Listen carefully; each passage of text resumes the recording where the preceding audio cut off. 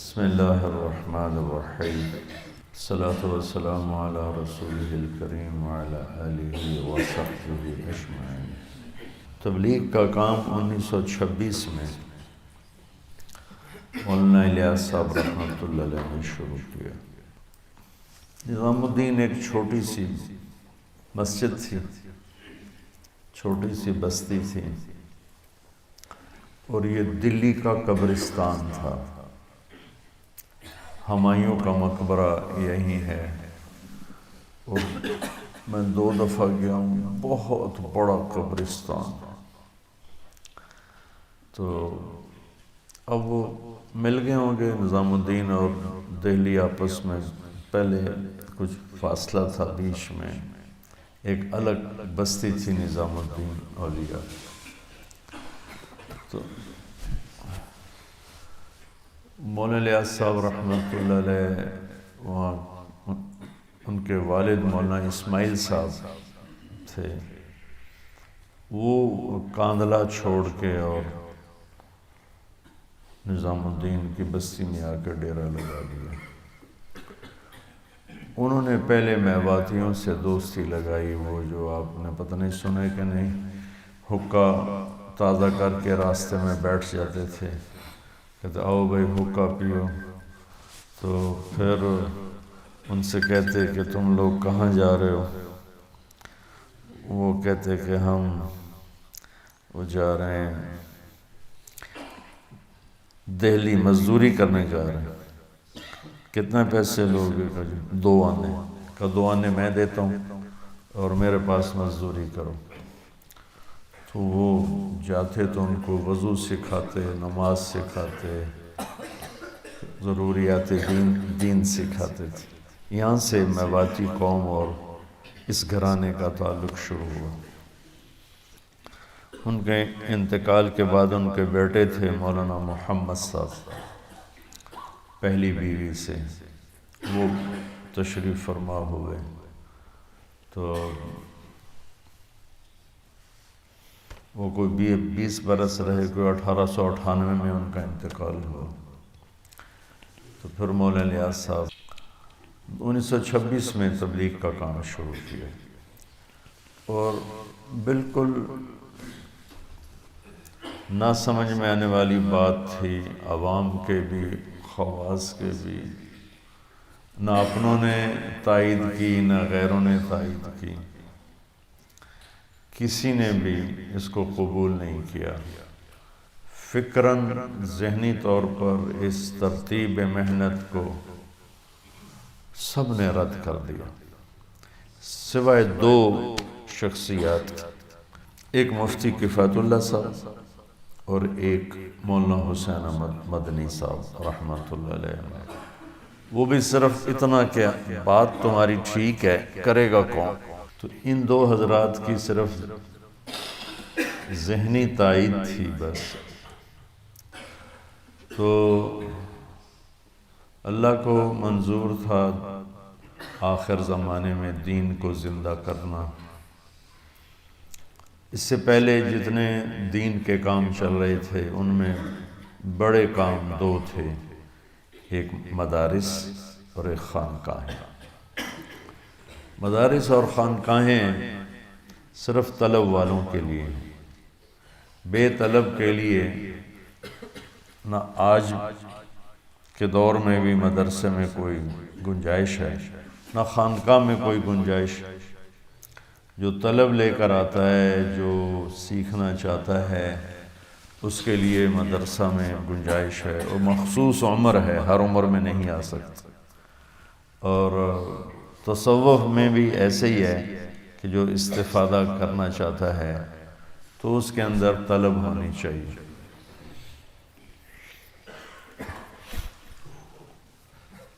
تو طلب والا معاملہ بہت ٹھنڈا پڑ چکا تھا، اور بے طلب لوگ بہت زیادہ تھے، اور انگریز کی 100 سال حکومت نے دین سے ویسے ہی فاصلے پیدا کر دیے تھے۔ تو پھر اللہ تعالیٰ نے مولانا الیاس صاحب کو یہ رخ سمجھایا کہ خود چل کے جاؤ۔ یہ سارا کام الہام ہوا۔ تو میواتیوں میں پہلے محنت شروع کی، ان پڑھ لوگ میواتی۔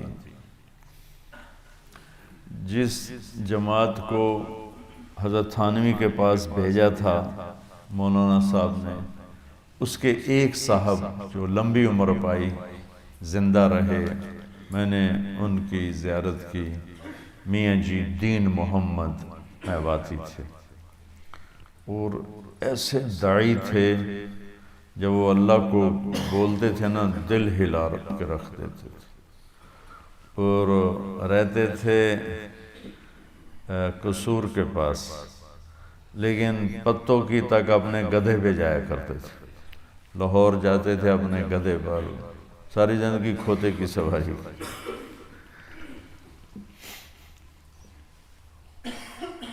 وہ فرمایا کرتے تھے کہ ان سے میں نے سنی کارگزاری، تو انہوں نے بتایا کہ ہمارے تھانوی کے پاس سارے ہی اندر بڑھ گئے داخل ہو گئے، تو 15-20 تھے ہم، تو انہوں نے تھانوی صاحب دیکھ کے ہمیں گھبرا گئے، کون لوگ؟ کہا جی ہم دین سیکھنے کے لیے آئے ہیں۔ تو تھانوی صاحب ناراض ہو گئے رحمت اللہ علیہ، کہ دین یوں سیکھا جاتا ہے؟ وہ تو بڑے نازک مزاج تھے نا، فوری ٹوکنا، فوری تنبیہ کرنا، یہ ان کا ایک خاصہ تھا جو انہی کو تھا، نہ یہ طرز عام ہو سکتا ہے، نہ ہوا نہ آگے چلا، وہ تو فوری پکڑ فرماتے تھے، تو سب کو ڈانٹ دیا کہ یوں دین سیکھا جاتا ہے۔ خیر یہ تو چپ ہی رہنا تھا، تو مسجد میں ٹھہر گئے۔ تو عصر کے بعد جب گشت ہوا تو اس میں حضرت تھانوی نے جستجو کے طور پر نا تجسس، مولانا ظفر احمد تھانوی اعلیٰ السنن والے، ان کے بھتیجے بھی تھے اور خلیفہ بھی تھے، ان کو کہا ان کے ساتھ جاؤ۔ تو اس وقت عمومی گشت میں کلمہ پڑھتے تھے اور کہتے تھے بھائی آپ بھی کلمہ سنا دو، ہمارا ایمان تازہ ہو جائے۔ تو وہ جب گشت کیا تو حضرت تھانوی کی مجلس میں روزانہ بیٹھنے والے لوگ کتنے ایسے نکلے جن کا کلمہ غلط تھا۔ تو جب گشت کر کے واپس آئے تو ظفر احمد تھانوی صاحب رحمۃ اللہ علیہ گئے، مولانا اشرف علی رحمۃ اللہ علیہ، حضرت غضب ہو گیا، غضب ہو گیا، کہا کیا ہوا؟ کہا آپ کے مجلس میں روزانہ بیٹھنے والوں کا کلمہ ٹھیک نہیں۔ تو مولانا تھانوی صاحب رحمۃ اللہ علیہ تو ایسی ایک دم پریشان ہو گئے اور فوراً اٹھے اور مسجد کی طرف چلے۔ آگے دیکھا تو وہ حلقہ لگا ہوا تھا، گشت کر کے آتے ہیں نا تو جو اندر مسجد کی بات ہوتی وہ، اور ادھر خدمت والے وہ روٹی بنا رہے تھے سالن، تو کہنے لگے دیکھ کر نا اشرف علی یوں نو کھڑا ہو گیا، نو اشرف علی وہ میاں جی اشرف علی نو کھڑا ہو گیا دیوار کا، مسجد کی دیوار کا سہارا لے کر یوں ٹیک لگا، نو کھڑا ہو کے ہمیں دیکھنے لگا۔ تو کافی دیر دیکھتا رہا، پھر کہنے لگا تمہارا امیر کون ہے؟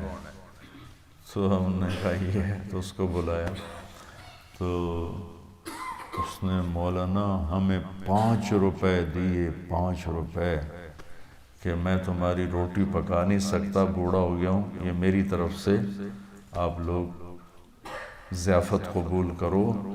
اس وقت میں 1 روپے کی 1 من شکر آوے تھی، جب اس نے اس وقت میں 1 روپے کی 1 من شکر آوے تھی، جب اس نے ہمیں 5 روپے دیے۔ وہ 5 روپے میں 50 آدمی روٹی کھا سکتے تھے، 2 آنے میں تو 1 آدمی کھانا کھا لیتا تھا، 1 آنے کی روٹی 1 آنے کا سالن، اس طرح۔ تو اللہ نے آہستہ آہستہ میوات سے کام کو نکالا، قبولیت بخشی۔ تو عبدالوہاب صاحب رحمۃ اللہ علیہ 1 جنوری 1944 نظام الدین پہنچ، دہلی میں ان کی نوکری لگی تھی، اور لاہور اسلامیہ کالج سے انہوں نے بی اے کیا تھا۔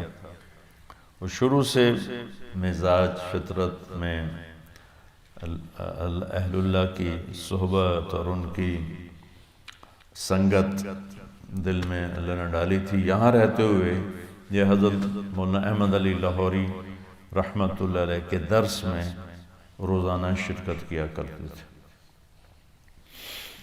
تو ان کے والد بڑے سیاسی آدمی تھے، عاشق حسین صاحب، راؤ عاشق حسین۔ انہوں نے ان کی نوکری لگوا دی دہلی میں۔ تو ان کو وہاں کہنے لگے، مجھے ایسے پتہ چلا کہ نظام الدین میں ایک مولوی صاحب ہیں جو دین سکھاتے ہیں اور چوروں کو بھی گلے لگاتے ہیں، اس طرح کیونکہ باتیں چل پڑی ہوں، تو میں ان کو دیکھنے کے لیے گیا۔ تو 1 جنوری 1944 پہلا دن تھا عبدالوہاب صاحب کا جب وہ نظام الدین میں داخل ہوئے، اور 18 نومبر 2018 ان کا آخری دن تھا۔ اس میں اس بندے نے تبلیغ کے سوا ہر شے قربان کر دیا۔ تو وہ ایک واقعہ ہوا، استعداد تو پہلے سے اللہ نے رکھی تھی اور قبولیت بھی تھی اور کام بھی لینا تھا۔ جب یہ ملے مولانا الیاس صاحب سے، تو وہاں ایک وکیل صاحب آئے ہوئے تھے حضرت کے معتقد۔ مولانا اسماعیل صاحب نے بہت بڑی جائیداد چھوڑی تھی، جاگیر تھی پوری، کئی گاؤں تھے۔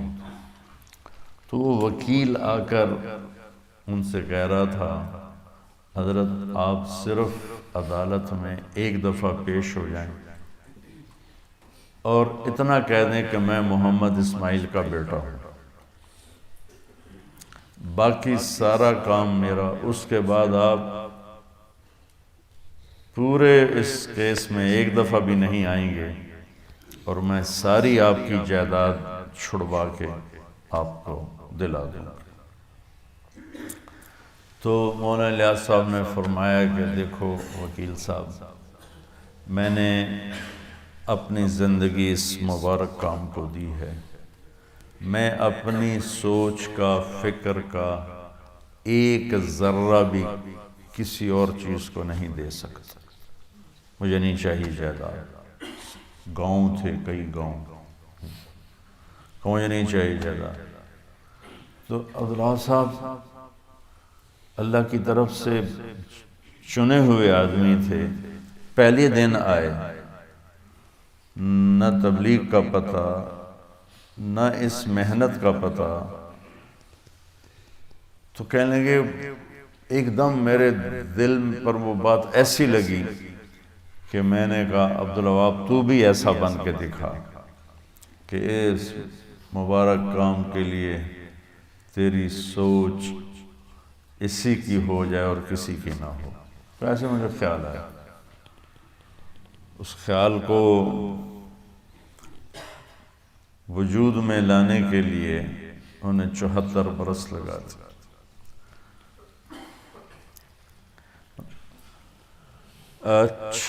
چھ مہینے مولانا الیاس صاحب کی صحبت نصیب ہوئی، آخری 6 مہینے، لیکن ان کی مثال تھی ابو ہریرہ جیسی کہ حضرت جی مولانا انعام صاحب تو بچپن سے موت تک ساتھ رہے، مولانا سعید خان صاحب 4 برس ساتھ رہے، اور ان کے ساتھ ہی مولانا الیاس صاحب کے لمبا زمانہ صحبت کا پایا۔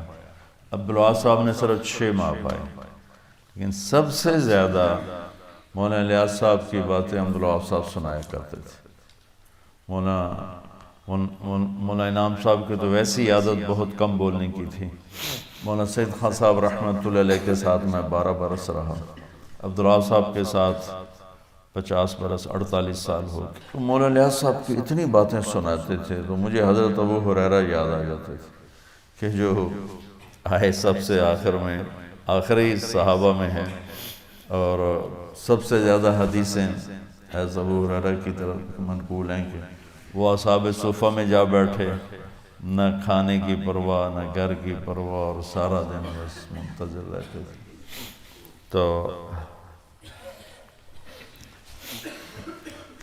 1944 یکم جنوری تو مولانا الیاس صاحب رحمۃ اللہ علیہ کا کس مہینے میں 6 ماہ تو سمجھو جون یا مئی جون کا مہینہ تھا جب مولانا الیاس صاحب کا انتقال ہوا، اور مولانا یوسف صاحب رحمۃ اللہ علیہ امیر بنے۔ اور حیرت کی بات ہے کہ مولانا یوسف صاحب رحمۃ اللہ علیہ امیر بننے تک انہیں تبلیغ کے کام کا شرح صدر نہیں تھا، بلکہ خود فرماتے تھے مجھے 100 اعتراض تھے، ایک اپنے باپ کے مرنے تک مجھے تبلیغ پہ 100 اعتراض تھے۔ وہ علمی لائن کے آدمی تھے، لکھنا پڑھنا یہ ان کا مشغلہ تھا، ذوق تھا۔ طحاوی شریف جیسی کتاب کی شرح 22 سال کی عمر میں لکھ دی، کمال کر دیا۔ تو مولانا یوسف صاحب امیر بنے تو وہ نسبت کا انتقال جو ہوتا ہے وہ اللہ نے وہ کیا۔ مولانا منظور نعمانی صاحب رحمۃ اللہ علیہ مولانا زکریا صاحب سے ملے اور ان سے کہا کہ لگتا ہے مولانا الیاس صاحب کا آخری وقت ہے، تو اب آگے کیا ہوگا؟ تو مولانا زکریا صاحب نے فرمایا کہ کبھی تو ایسا ہوتا ہے کہ جب ایک کوئی اللہ کا بندہ دنیا سے جاتا ہے تو اس کی جگہ لینے والا کوئی نہ کوئی تیار ہو جاتا ہے، تو وہ اس کی جگہ لے لیتا ہے۔ کبھی ایسا ہوتا ہے تیار نہیں ہوتا ہے کوئی بھی، اچانک اللہ اس کی نسبت کو کسی کی طرف منتقل کرتا ہے اور اس کی جگہ لے لیتا ہے۔ تو مولانا زکریا صاحب نے فرمایا کہ میں نہیں دیکھتا ہوں کوئی مولانا الیاس کی جگہ لے گا، مولانا الیاس کے آخری سانس ہیں اور کوئی ایک آدمی ان کی جگہ لینے والا میری نظر میں نہیں ہے۔ لیکن جس طرح چچا جان سگے نہیں دوسری بیوی سے، مولانا یحییٰ صاحب پہلی بیوی سے، مولانا الیاس صاحب دوسری بیوی سے، جس طرح چچا جان نے زندگی گزاری ہے، مجھے لگتا ہے کہ اللہ ان کی اس محنت کو ضائع نہیں کرے گا، اور یہاں دوسری چیز ظاہر ہوگی کہ نسبت منتقل ہوگی۔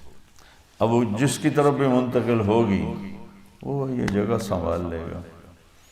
تو پھر مولانا الیاس صاحب رحمۃ اللہ علیہ نے ان حضرات کو بلا کر فرمایا کہ مجھے ان 6 آدمیوں پر اعتماد ہے، مولانا انعام صاحب، مولانا یوسف صاحب اور مولانا احتشام الحسن صاحب، یہ 3 تو آپ کے خاندان کے تھے، ایک تو بیٹے تھے اور 3 اور تھے، یہ 6 آپ کے خلفاء تھے مولانا الیاس صاحب کہ مجھے ان 6 پر اعتماد ہے، آپ لوگ جس کو بلانا چاہو۔ مولانا عبید اللہ سندھی کا نام آپ لوگوں نے سنا؟ وہ نا اللہ تعالیٰ نے ان کو فراست ایسی دی تھی کہ وہ اس طرح بات کر دیتے تھے جیسے دیکھ کے کر رہے ہیں، اس طرح کرتے تھے۔ تو وہ تشریف لائے نظام الدین مولانا الیاس صاحب سے ملنے، تو مولانا یوسف صاحب اس وقت تبلیغ کے مخالفت کی انتہا پر تھے، باپ سے درپردہ شدید مخالفت۔ مولانا احتشام صاحب رحمۃ اللہ علیہ وہ تبلیغ میں سرگرم، جو مسلمانوں کی پستی کا واحد علاج ہے نا، انہوں نے لکھا۔ تو مولانا عبید اللہ سندھی تشریف لائے تو مولانا الیاس صاحب کے بیماری کے ایام تھے، تو ان کو ملانے کے لیے وہ تھوڑی دیر انتظار تھا تو وہ برآمدے میں بیٹھ گئے، تو یہ دونوں حضرات آئے، مولانا یوسف صاحب اور مولانا احتشام صاحب۔ تو انہوں نے پوچھا یہ کون ہے؟ کہ یہ ان کے بیٹے ہیں، یہ ان کے رشتے میں تو کچھ تھے، ایک ہی خاندان۔ کہنے لگے یہ تو کام نہیں کرے گا، یہ کام کرے گا، مولانا شام کی طرف اشارہ کر کہا یہ تو کام نہیں کرے گا، یہ بچہ کام کرے گا۔ تو مولانا لیاس صاحب سے پھر ان کی ملاقات ہوئی، وہ تشریف لے گئے۔ تو جو بیٹھے سن رہے تھے انہوں نے کہا جی آج مولانا عبید اللہ سندھی صاحب نے یہ فرمایا۔ تو مولانا لیاس صاحب خوشی سے ایسے بستر سے اچھل رہے، اچھا یہ کہا ہے، اچھا، چونکہ ان کی یہ فراست مشہور تھی سارے دہلی میں، اچھا یہ کہا، اچھا یہ کہا۔ تو جب وہ مولانا لیاس صاحب کے آخری سانس تھے تو انہوں نے فرمایا یوسف آجا گلے مل لے۔ تو مولانا یوسف صاحب کو یوں سینے پر لٹایا، اسی وقت کوئی اللہ کا غیبی نظام حرکت میں آیا اور نسبت اہل کی طرف منتقل ہوتی نا اہل کی طرف ہوتی بھی نہیں جب یہ کام ہوتا۔ کیا نسبت منتقل ہوئی کہ پھر وہ بندہ 21 برس بولتا گیا، 21 برس، 18 گھنٹے بولتے تھے، 18 گھنٹے۔ یہی شان عبدالوہاب صاحب میں تھی۔ اور مولانا چھان صاحب رحمۃ اللہ علیہ جب مولانا یوسف صاحب کو امیر بنایا گیا تو وہ معترض ہو گیا کہ یہ تو اقربا پرستی ہے۔ مولانا یوسف صاحب تو تبلیغ کے خلاف تھے، تو تھوڑا سا ان کو نا یہ چیز چبھی کہ یہ صحیح نہیں ہو، لیکن مولانا یوسف صاحب کا ساتھ دیا۔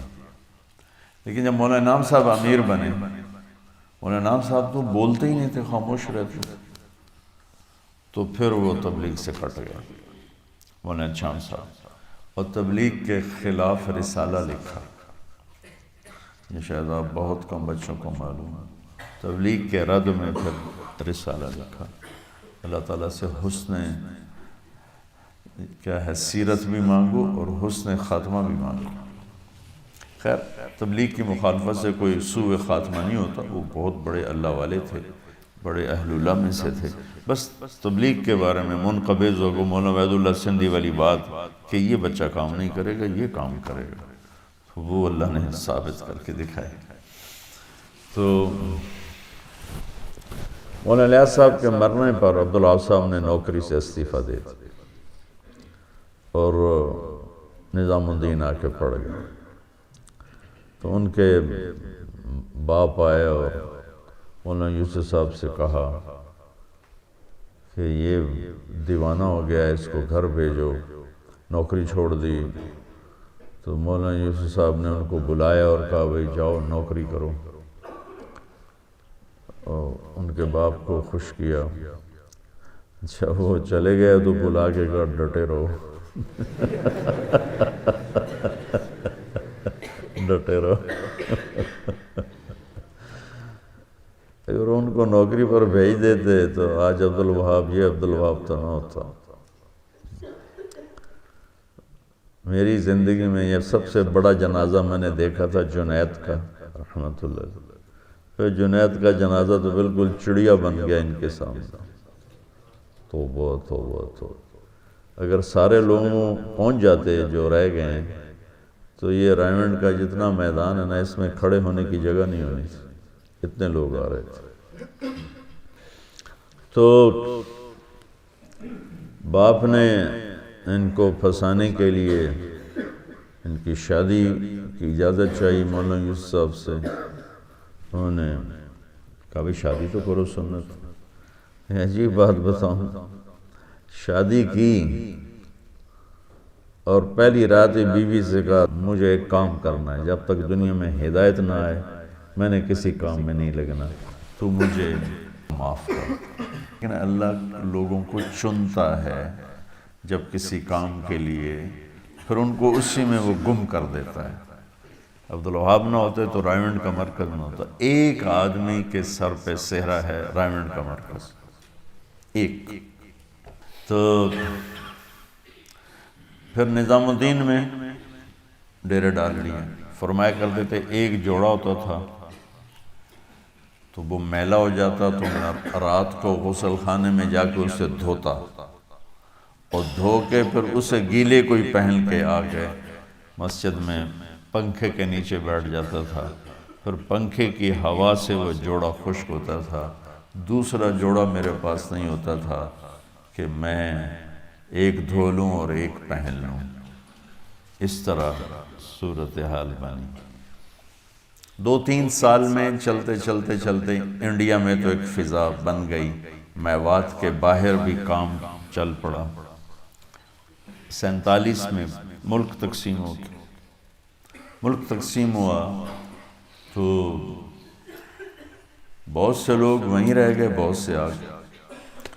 تو مولانا یوسف صاحب رحمۃ اللہ علیہ نے فرمایا کہ پاکستان کون کام کو اٹھائے گا؟ عبداللہ صاحب کا ادھر آنے کا ارادہ نہیں تھا، اب بھی ان کا خاندان ادھر ہے کافی۔ تو پاکستان میں کام کو کون اٹھائے گا؟ تو عبداللہ صاحب نے کہا کہ میں کروں گا۔ انہوں نے کہا ٹھیک۔ تو ایک عبدالخالق صاحب تھے، ایک شفیق صاحب تھے، ایک عبداللہ صاحب تھے، یہ 3-4 اس وقت نوجوان تھے۔ ان کو آپ نے تیار کیا کہ تم یہاں سے جاؤ اور پاکستان جا کے کام اٹھاؤ۔ تو جس ٹرین میں یہ تھے، ہر اسٹیشن پر اسے سکھوں نے قتل و غارت کا نشانہ بنایا۔ یہ جس ڈبے میں تھے، یہ جب ٹرین اسٹیشن بناتی یا ٹوائلٹ میں چھپ جاتے، تو سکھ یا بلوائی کٹھے ہوتے اس ڈبے کے سامنے، اور آدھے ادھر حملے کے لیے جاتے، آدھے ادھر اس ڈبے کو چھوڑ جاتے۔ تو دہلی سے لاہور تک جتنے اسٹیشن آئے، ہر اسٹیشن پر یوں ہوتا تھا، یہ ٹوائلٹ میں چھپ جاتے اور عین ان کے ڈبے کے سامنے سکھ جمع ہوتے، آدھے ادھر کور کرو، آدھے ادھر کور کرو۔ یہ ڈبہ یوں اللہ نے چھپا دیا کہ وہ ادھر بھی انہوں نے لاشیں گرا دی، ادھر بھی لاشیں گرا دی۔ اور ایک ہندو کے دل میں اللہ نے رحم ڈال دیا، وہ برہمن پنڈت، وہ اس ڈبے میں اکیلا بیٹھا، ان کو کہتا ادھر کوئی نہیں ہے، ادھر کوئی نہیں ہے۔ تو وہ ادھر ہو جاتے، ادھر ہو جاتے، وہ ساری ریل گاڑی کٹ گئی۔ یہ 4 آدمی یا چند اور لاہور اسٹیشن پر لٹے پٹے پہنچے۔ تو ان کا خاندان پھلروان ایک جگہ ہے سرگودا کی طرف، ایک قصبہ ہے، وہاں ان کو جگہ ملی پھلروان میں۔ تو یہ اپنے والدین، اپنے خاندان سارا پھلروان تشریف لے گئے۔ اب پاکستان میں تو کوئی جگہ ہی نہیں تھی، کیا کریں؟ تو تبلیغ کے آدمی جو چیدہ کوئی لاہور، کوئی کراچی، کوئی پنڈی، تو یہ عبداللہ صاحب کبھی لاہور، کبھی پنڈی، کبھی کراچی ملتے، بھئی کچھ کرو کچھ کرو۔ اور فقر ایسا ہوتا تھا کہ گجرانوالے اجتماع تھا، رائیونڈ سے پیدل بخار کی حالت میں گئے، پیسے نہیں تھے، پیدل گئے پیدل آئے، گجرانوالے لاہور، رائیونڈ سے گجرانوالا بخار کے ساتھ، یہ صورت ہے۔ تو پھر یہ جب بار بار اکٹھے ہوئے تو سوچنے لگے ہمارا بھی کوئی مرکز ہونا چاہیے۔ تو مولانا یوسف صاحب رحمۃ اللہ علیہ سے پوچھا گیا ہم کیا کریں؟ تو اس وقت میواتی جو انڈیا سے آئے تھے، وہ رائیونڈ کے چاروں طرف آباد ہوئے، اور جگہوں پر بھی گئے، لیکن یہاں زیادہ، اب بھی ان کی تعداد یہاں زیادہ ہے۔ تو مولانا یوسف صاحب نے ایک جماعت تشکیل کی کہ تم لوگ چلہ لگاؤ، 10 دن مشرق کی طرف، 10 دن مغرب، 10 دن شمال، 10 دن جنوب۔ چلے کے بعد ساری جماعت بیٹھ کے استخارہ کرے، مشورہ کرے کہ ہمیں کہاں اپنا مرکز بنانا چاہیے، وہاں بیٹھ جائے۔ تو میاں جی عبداللہ رحمۃ اللہ علیہ اس جماعت کے امیر بنے، اور 10 دن انہوں نے ادھر لگائے، 10 دن ادھر لگائے، 10 دن ادھر لگائے، 10 دن ادھر لگائے، 40 دن اس چلے میں ایک نوجوان انہیں ملے میواتی، میاں جی سلیمان۔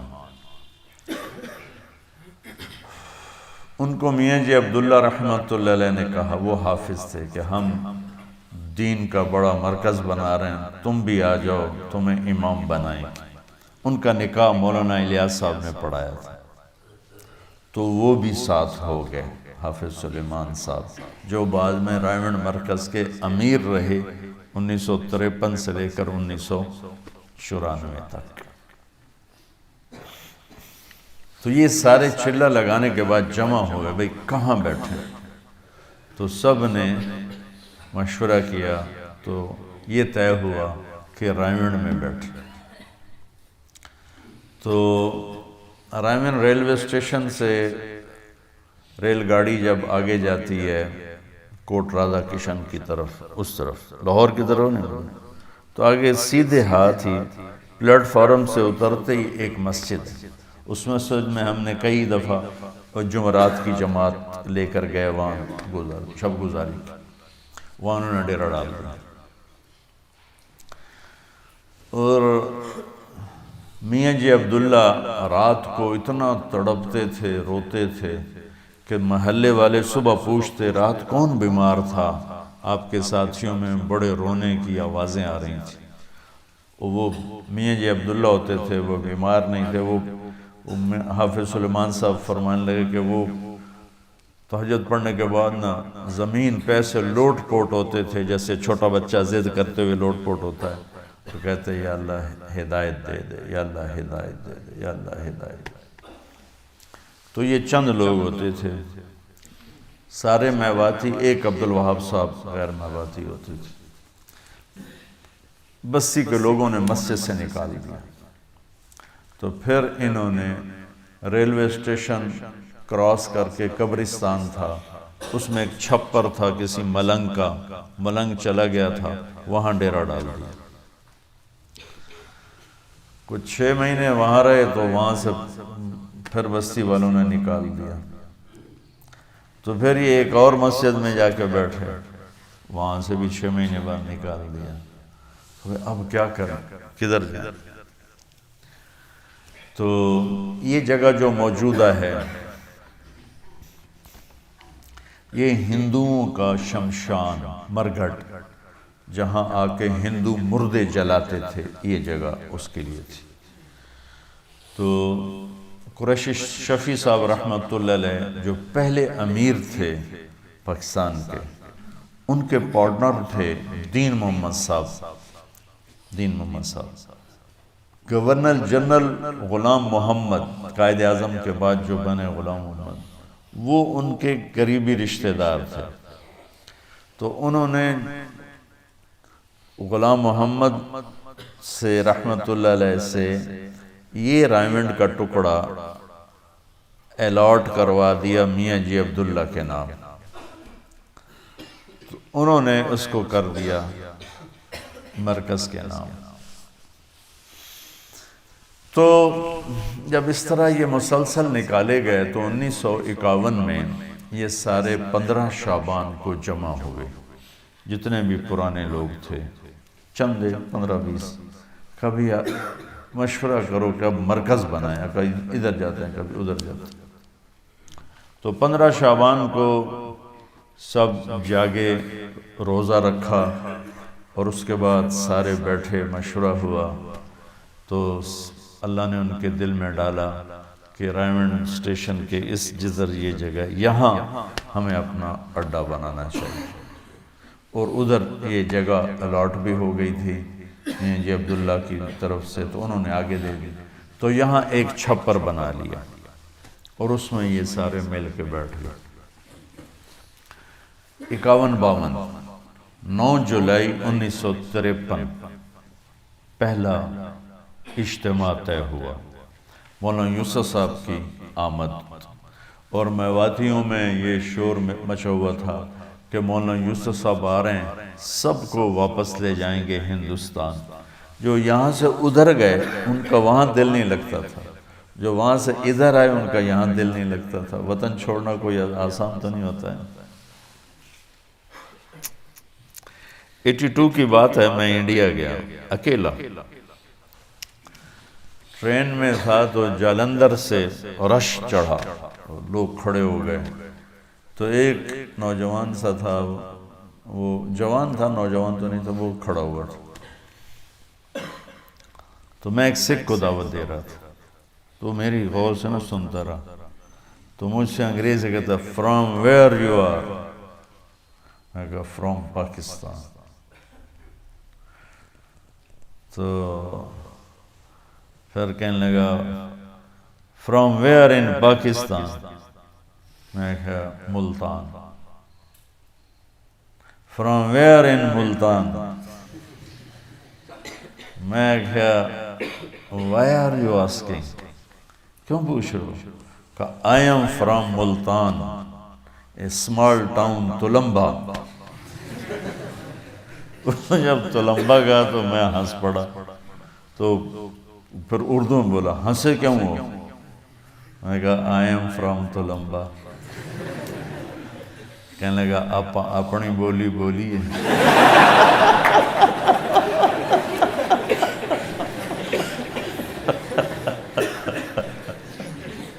کہنے لگا اتنے تو ساڑی کوئی جاندہ ہی کوئی نہیں، آپ اپنی بولی بولیے۔ میں کہا بولیے۔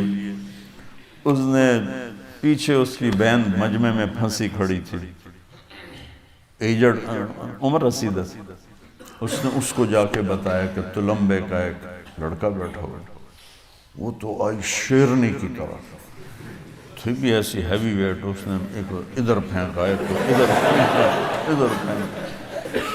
مجھے کہتی پترا تو تلمبیدہ ہیں؟ میں کہا جی ماسی جی میں تلمبیدہ، میں ٹھر پاؤں۔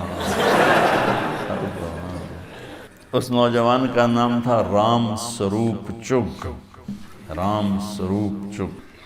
ایک بات چل گئی کہ مولانا یوسف صاحب لینے آ رہے ہیں، تو بڑا رش ہو گیا، تو میواتی آئے، وہ کھانا جو پکا ہوا تھا نا وہ دیگیں اٹھا کے لے گئے سارے، بد نظمی ہوئی، افراتفری ہوئی۔ تو جب اجتماع ختم ہوا تو مولانا یوسف صاحب رحمۃ اللہ علیہ نے جمع کیا، جو تھوڑے بہت تبلیغی لوگ تھے سارے میواتی ہو، تو ان میں بیان کیا کہ دیکھو بھائی آج کے بعد یہ جگہ تمہارا مرکز ہے، اسے آباد کرنا ہے، اس کے لیے بھوک آئے، پیاس آئے، بیماری آئے، موت آئے، کسی دنیا کے کام میں نہیں لگنا، کسی کمائی کے کام میں نہیں لگنا، اور اپنے آپ کو یہاں مٹا دینا ہے۔ جو تیار ہو وہ اٹھے اور میرے ہاتھ پر بیعت کرے موت کی۔ پھر کہا کوئی کسی کو ترغیب نہ دے، جس نے کھڑے ہونا ہے اپنی ذمہ داری پر کھڑے۔ تو سب سے پہلے جو بندہ کھڑا ہوا وہ محمد عبد الوہاب تھا رحمۃ اللہ علیہ، سب سے پہلے کھڑے۔ پھر ان کے ساتھ حافظ سلیمان صاحب، میاں جی عبداللہ صاحب، میاں جی عبد الرحمن صاحب، میاں جی نور محمد صاحب، میاں جی اسماعیل صاحب، یہ وہ لوگ ہیں جن کو تو میں نے دیکھا ہوا ہے، باقی نام سنے ہیں، دیکھا کوئی۔ اور ایک میاں جی عبد الرحمن کو مردہ دیکھا ہے، زندہ نہیں دیکھا۔ ان کا انتقال ہوا تو وہ انتقال کے وقت اپنے گاؤں میں تھے، ادھر سے شفٹ ہو گئے تھے، بیمار بہت ہو گئے تھے، تو ان کی میت کو لایا گیا مرکز میں جنازے کے لیے، تو میں نے اس دن ان کی زیارت کی۔ وہ بڑے کشف و کرامات والے تھے میاں جی عبد الرحمن، تو ان کے عجیب و غریب قصے مشہور تھے۔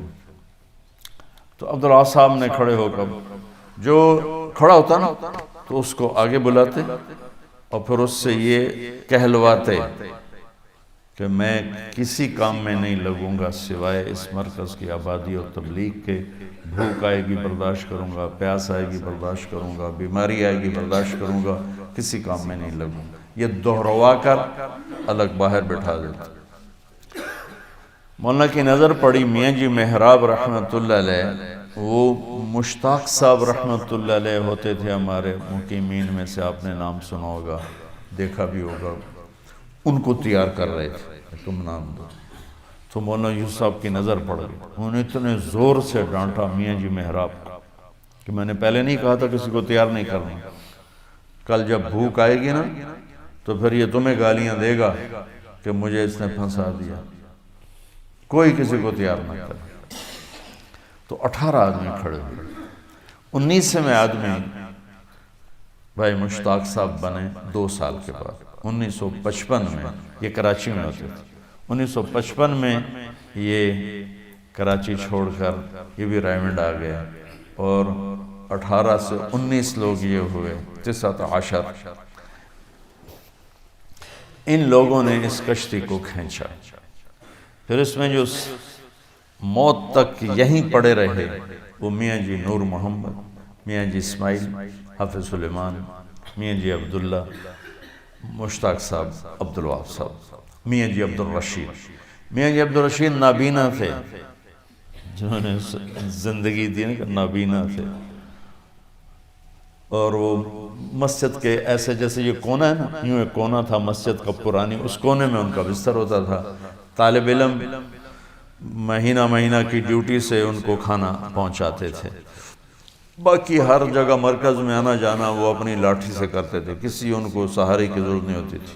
عبداللہ صاحب کو تہجد میں آ کے اٹھایا کرتے تھے۔ ایک دفعہ میں طالب علم کے عبداللہ صاحب برآمدے میں سوئے ہوئے تھے اور میں بھی برآمدے میں تھا، تو میاں جی عبداللہ، اے عبدالوہاب اٹھ جا اٹھ جا، اے عبدالوہاب اٹھ جا، تو وہ آ کے ان کو تہجد میں اٹھایا کرتے تھے۔ وہ کبھی آ جاتے، اے عبدالوہاب سال کے لیے تیار ہوں، نقد ابھی بھیج مجھے، نابینا ہونے کی پرواہ نہ کر، میں سال لگاؤں گا، یہ ان کی بات ہے۔ تو بچوں، ان 18 لوگوں میں سے جو سب سے زیادہ قربان ہوئے وہ عبدالوہاب صاحب، کیونکہ میاں جی نور محمد تھے، میاں جی اسماعیل تھے، سلیمان تھے، میاں جی عبداللہ، ان سب کے گھر اسی رائمنڈ کی بستی میں بن گئے تھے، یہ اپنے بچوں سمیت تھے۔ میاں جی نور محمد، میاں جی اسماعیل حفظ پڑھاتے تھے، حافظ سلیمان صاحب امام تھے اور حفظ پڑھاتے تھے۔ تو جو سب سے زیادہ چکی میں پسا ہے وہ عبداللہ صاحب، کہ نہ دن دیکھا نہ رات دیکھی، نہ اپنے آپ کو دیکھا، اتنا مجاہدہ زندگی میں نے کسی انسان کا نہیں دیکھا،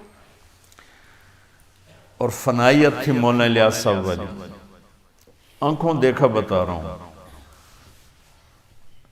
کہ لقمہ سالن میں ڈبو کے یہاں لائے ہیں اور بات شروع کی ہے، تو لقمہ ہاتھ میں پونا گھنٹہ رہ گیا، سالن کوئی 10 دفعہ خادم اٹھا کے لے گیا، گرم کر کے لا کے رکھتا ہے، وہ پھر ٹھنڈا ہو جاتا ہے، وہ پھر جاتا ہے گرم کر کے لا کے رکھتا ہے، پھر ٹھنڈا ہو جاتا ہے، اور لقمہ ہاتھ میں اور ان کی بات چل رہی۔ تو وہ پھر مشورہ ہوا بھائی جب عبداللہ صاحب کھانا کھائیں تو ان کے پاس کوئی نہیں ہونا چاہیے، یہ اکیلے کھانا کھائیں، تاکہ یہ کھانا تو کھا لوں، کھانا نہیں کھاتی۔ میں اور مولانا احسان صاحب کمرے میں داخل ہوئے اکٹھے، تو یہ کرتا ہے نا، تو کرتا ہاتھ میں تھا اور نیچے بنیان پہنی ہوئی تھی، اور کرتا ہاتھ میں تھا، اور یوں یہ آستینوں میں یوں ہاتھ ڈال رہے تھے۔ اب یہ میرے آپ ہاتھ دیکھ رہے ہیں، یہاں تک ان کے ہاتھ پہنچے تھے کہ میں اور مولانا احسان صاحب آ گئے، ہم سے بات شروع کر دی۔ آپ یقین مانو بچوں کہ یہاں آپ ذرا جوان ہو، ایسے آپ 5 منٹ کے بعد تھک جاؤ گے، کوئی 10 سے 15 منٹ ان کے ہاتھ یہاں رہے اور وہ ہم سے بات کرتے رہے، ان کو ہوش ہی نہیں تھا، ان کو ہوش رہتا ہی نہیں تھا جب وہ بات کرتے تھے۔ اب سب جوان بچے ہو، سحری کھانے کے بعد 1 گھنٹے 2 گھنٹے بعد پیشاب آتا ہی آتا ہے، پانی اتنا پیا ہوتا ہے کہ کتنا ہی مضبوط مثانہ ہو پیشاب آ جاتا ہے، تھکن ہو جاتی ہے۔ رمضان شریف میں ان کی محنت 100 گنا زیادہ ہو جاتی تھی۔ 3 گھنٹے کا بیان روز ہوتا تھا، اور 5 گھنٹے ہفتے میں ایک بیان 5 گھنٹے کا، 5 گھنٹے نہ پیشاب آ رہا ہے، نہ سر میں درد ہے، نہ تھکن ہو رہی ہے، اور روزہ رکھ کے 5 گھنٹے بیان فرمانا اور وہاں سے اٹھ کے پھر مشورے میں چلے جانا۔ عجائب و غرائب تھے شخص کے، پیدل پھرتے تھے، پیسہ جیب میں نہیں ہوتا تھا، اور حافظ سلیمان صاحب کہنے لگے ہم کبھی آدھی روٹی ملتی روکھی، کبھی چوتھائی روٹی ملتی، اور ہم نمک کے ساتھ کھاتے، اور کبھی 3 دن ملتا ہی کچھ نہیں۔ تو میاں جی عبداللہ فرماتے لوٹ لو بھوک کے مزے لوٹ لو، رائمنڈ میں ایک وقت آئے گا یہاں کبھی فاقہ نہ ہوگا، تم بھوک کے مزے لوٹ لو۔ تو اس میں جو کہیں نہیں گئے، نہ بیوی، نہ بچے، نہ گھر، نہ در، جائیداد اپنی بھائیوں کو دے دی، 2 بھائی تھے، ایک تو مجذوب سے تھے، دوسرے راؤ الیاس صاحب ان کو دے دی۔ اکیلے رائمنڈ میں پڑے رہتے تھے، اکیلے تنہا، کوئی ایک آدمی ساتھ نہیں ہوتا تھا کہ نماز پڑھ لیں۔ بعض اوقات ایسا ٹائم ہوتا تھا کوئی ایک آدمی ساتھ نہیں ہوتا۔ تو مجھے وہاں سے ایک ساتھی نے اپنا خواب بھیجا، انگلینڈ میں ہوتے ہیں، کہ اللہ کے نبی نے فرمایا کہ عبدالوہاب بہت تھک کے آیا ہے، اس سے اب آرام کرنا ہے، بہت تھک کے آیا ہے، اسے آرام کرنا۔ اس عمر میں بھی جب تک ان کی ہمت تھی، وہ 3000 دفعہ میں یہ پڑھتا ہوں، 1000 دفعہ یہ پڑھتا ہوں، 2000 دفعہ یہ پڑھتا ہوں، اتنی تسبیح بتائی کہ میں تو بھول ہی گیا ہوں۔ تو میرے جیسا تو سن کے ہی سر میں مجھ سے کہنے کہ میرے منہ نے 1000 دفعہ قل شریف روزانہ پڑھ کر سر درد ٹھیک ہو جائے گا۔ اچھا مر تو جانا ہی ہے، پر زندگی کی قیمت کو اگر کسی نے وصول کیا ہے، اور ہر لمحہ جس نے اللہ کے نام پہ بیچا، وہ ایک ہی آدمی دیکھا، محمد عبدالوہاب۔ دن رات کی کڑھن، انسانیت کی ہدایت کا غم، انسانیت کے لیے بے قراری۔ کبھی کہتے کوئی ایسا طریقہ ہو سکتا ہے کہ کافر بھی بخشے جائیں، کوئی ایسا طریقہ ہو سکتا ہے کہ کافر بھی جہنم میں نہ جائیں، کافر بھی جہنم سے نکل جائیں۔ انسانیت کی ہمدردی اور انسانیت کا درد جیسا اس شخص کو اللہ نے دیا، دنیا میں کسی کو نہیں تھی۔ اپنی دعائیں وہ کہتے تھے میں اپنی دعاؤں کی طاقت کو صرف امت کے لیے وقف کر چکا ہوں۔ اور رمضان شریف میں جو ہدایات کے بعد جاتے تھے نا، آخری 10 منٹ بات کر کے پھر دعا کرانا ہوتی ہے نا، دعا 50 منٹ کی دعا ہوتی تھی، پورا بیان ہوتا تھا، اور برا حال ہو جاتا تھا مجمع کا، ہاتھ اٹھا اٹھا کبھی نیچے کبھی اوپر کبھی نیچے، اور ان پر ایک کیفیت ہوتی تھی کہ وہ بولے جا رہے ہوتے ہیں بولے جا رہے ہوتے ہیں۔ تو ان کے لیے دعا فرما دیں اور اللہ سے مانگو۔ وہ خیر وہ قابل تقلید نہیں تھے، اس سطح کے لوگ قابل تقلید نہیں ہوتے، یہ اللہ کا انتخاب ہوتا ہے کہ ان کو کسی چیز کو، کسی خیر کو وجود میں لانے کے لیے اللہ استعمال فرماتا ہے۔ تو اللہ نے ان کو اس دعوت کی محنت کو وجود میں لانے کے لیے استعمال کیا۔ کہ حیرت کی بات ہے، میں نے تو 50 سال 48 سال میں قریب رہا، ہم حیران ہوتے تھے یہ کیا انسان، کیا عجیب انسانیت کا نبی نہیں تھے، لیکن نبیوں کا جو درد اور غم سنتے ہیں نا، وہ ان کے اندر تھا۔ وہ مولانا الیاس صاحب پھر کیسے ہوں گے؟ تو بچوں اللہ سے ایک تو ان کے لیے سال ثواب بھی کر دو، اللہ ان کے درجہ بلند فرمائے۔ دوسرا اپنے ذات کے لیے اللہ سے مانگا کرو، بے ثبات سا جہان ہے، پتہ نہیں کب بلاوا آ جائے۔ اللہ ہم سے عافیت سلامتی کے ساتھ اللہ ہم سے کام لے۔